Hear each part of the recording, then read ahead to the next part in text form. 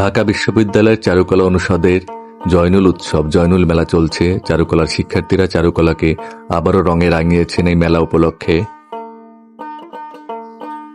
মেলাটি গত ২৭ ডিসেম্বর উদ্বোধন হলো। আগামীকাল ২৯ ডিসেম্বর পর্যন্ত চলবে এই মেলা।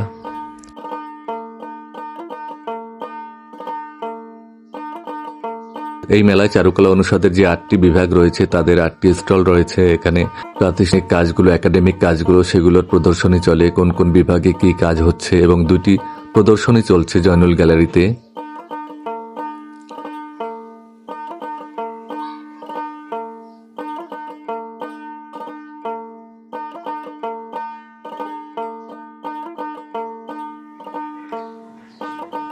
কারুশিল্প বিভাগের স্টলে বিভিন্ন ধরনের কাঠ খোদাইয়ের কাজ দেখা যাচ্ছে। এই কাজগুলো করেছেন শিল্পী বেলাল।